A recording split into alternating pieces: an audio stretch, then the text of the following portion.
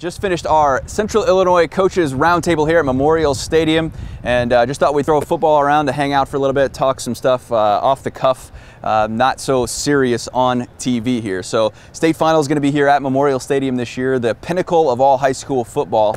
And so, Aaron, we'll start with you. You're the new guy. Do you like the finals here at Memorial Stadium, or would you rather have them at DeKalb? Well, if we were playing in it, obviously I'd rather it be here, and I think either way, you know, having it in a central spot for the area teams, obviously we'd all prefer it to be here, but just a tradition growing up, being at the U of I mean, I think that's kind of special, and you know, I just think it takes a little bit of that specialness away when it goes that far up north. So, Andy, you've been at DeKalb last year. What do you think of the environment? You've also been an assistant here, right? Yep. Good, bad? Is there a positive to both? Yeah, being fortunate, you know, to be able to do this in both places, here as an assistant and then up there last year. I don't know that in the moment you really worry about the environment. There's a lot more planning for us being from Tuscola and only 20 minutes from here. Our kids get to sleep in their own bed, you know. But going up north, I'm glad we got to do it. And obviously, you're never going to pass up the opportunity to do it again. You know, if you have your choice, which you never do, I think for our fan base and our kids and being able to sleep in their own bed and the ease of transportation, we'd like to do it here. Yeah. Bill, did you go up last year for the game? I did not, Were you there? actually. Okay. Because I've heard when you get into that environment up at Northern, a smaller space, it's not quite this big. There was a lot more fans there. Did you watch any of the games on TV? Yeah, I watched them all, yeah. What did you get a sense on TV? Like, you know, maybe a little bit better environment or yeah, not? I mean, for us, at least last year, you know, as much as we threw the ball, I would have liked to have been a little more enclosed like this would have been, because it got a little windy, it seemed, up there. It made a difference. Yeah, I can see it making a difference for us.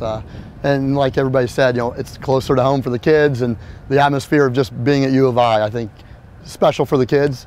But you, like you said, never pass it up. We came a quarter away last year. Yeah. So. How tough is that? We'll stay with you here. Just to be that close and then not make it. Is that tougher than, you know, maybe getting out in the first round and having expectations that you could be there? I would prefer to get to the semifinals in the first round. Sure. 2 years in a row, though, of making the semis and losing to the same team, trying to get in, and being really close, getting into the fourth quarter, having a lead, you know, up to that point, it stings, it burns, and you got to just hope that you get that opportunity as it comes up in the future. Yeah.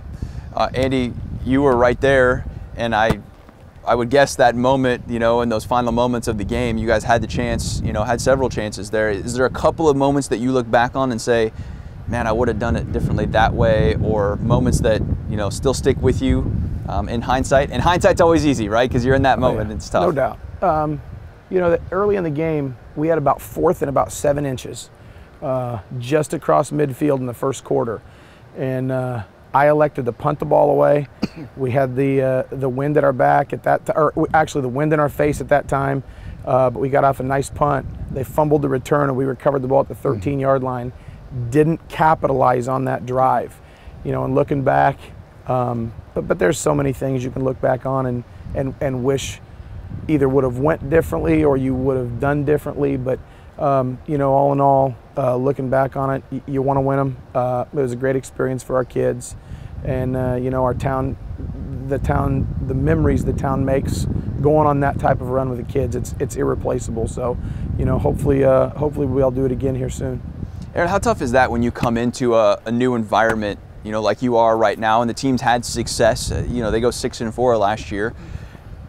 Is that difficult to establish that culture, or do you just try and, you know, capitalize on what's already been there and what Scott did? I think you got to be a realist. I mean, you want to keep that atmosphere going, but at the same time, I mean, every year's a new year. For them to, you know, if we sit back and think that just because the last 2 years were successful, we'll walk in and beat people, that's not going to happen. So, you know, you've got to keep them grounded, and just understanding that, you know, they had some phenomenal guys last year. We don't have that anymore, where it's just one or two man show. But at the same time, I mean, that was established. You know, I've been in programs where, you know, winning was not the tradition, and I know Warrensburg, before Scott got there, you know, didn't have great tradition. So now that you've got that rolling, you want to keep it going, but at the same time, you don't want to get cocky at all or too arrogant with anything. And I guess that's the tough part, is what do you implement that's your culture and what you want out of a team, and then how do you take what's worked in the past and Right. continue it going. Let's go around the horn here just real quick with districts. Do you like it? Would you be opposed to it? Or how do you feel right now before the vote comes in December?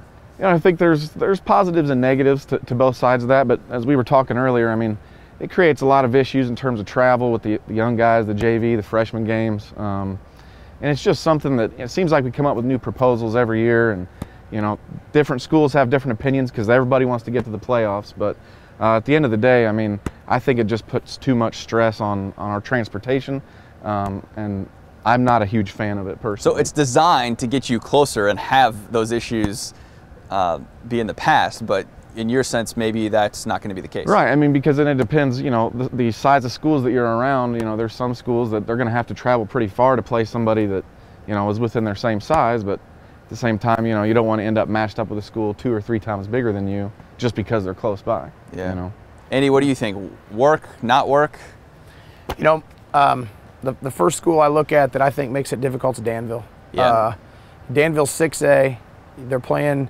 You got some Champaign 5A schools, but Centennial may be 6A. Yeah, they are. If you look up in the Bloomington Normal area, Bloomington's 5A traditionally, 6A bubble, but then the community Normal Community Normal West been 7A.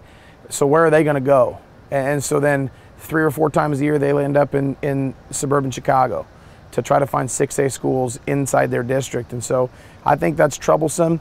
And again, I agree with Aaron in the fact that when you have, I don't really care what our district looks like. I think we'll find a way to be competitive against whoever that is in our district. But the thing that worries me is the travel for lower level games, and I think it can really, really hurt enrollments. I'm concerned about that. I wouldn't say I've totally shut out the idea, but I have great concerns about that. What do you think, Bill, about just conferences in general? I mean, there's so much history with a lot of these conferences. You know, maybe it hasn't always been called the Central Illinois Conference, but you know, these teams that are in the league now have been playing each other for a long time. Mm-hmm. Would you be opposed to maybe not playing that?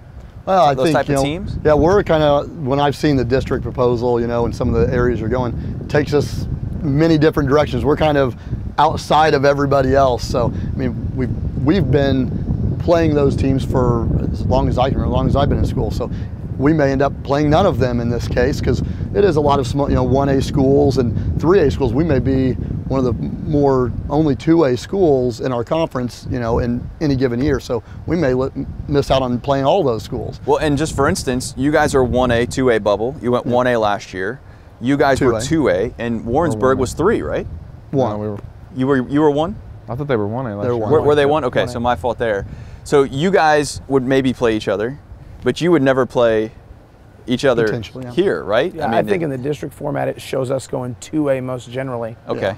But that would be figured out beforehand, right? Yeah. Is that the key here? And here's the thing, like we've got so many teams, like you get a group of 1As, whatever the number is, you get a group of teams in Class 1A, and then all of a sudden, in the second year, maybe there's a co-op that happens. Yeah. And so does that drop a team down from 2A to 1A? Does that, you know, I think there's a lot of things to figure out, and how long are the districts going to last? I think I've seen it to be proposed where the districts could realign every 2 years based off enrollment changes or co-ops. Yeah. You know, and then I think 8-man football now, which is starting to gain some steam, maybe throws that in there too, because I think you'll have a lot of these smaller schools start to look and say, 8-man's a viable option for us. We're going to explore that as something that maybe we look into doing. And 8-man, I mean, you got Judah Christian and Milford Cissna Park both going 8-man this year. Could you see more 1A teams moving towards that? Because how much will that really cut costs? I think you're going to see a lot of teams start to look to do it based off. I think that's, instead of conference changes for competitiveness, I think you start to see some teams say 8-man football makes sense. You know, 8-man football makes sense for us. And you touched on it. I think you see some of those co-ops going that are maybe a 3A with the co-op. They drop their co-op now just so they can get down to 1A, because their 3A district is a killer. So you start dropping co-ops, and it leaves some of those schools that were in the co-op that now can't have football or go to 8-man. Yeah. I want to ask you about this, Aaron, because maybe this is something just, I know you've been in the area a while coming in back to the area. I talked with Stan Winkie and Dick Duvall about if Illinois football is good, is there more interest from your players? Does that help the area, do you think? Because Illinois football traditionally has not been very good. I mean, you look at it historically, and it's just not consistent. It's not good. There's a good year, and then there's followed by 3 or 4.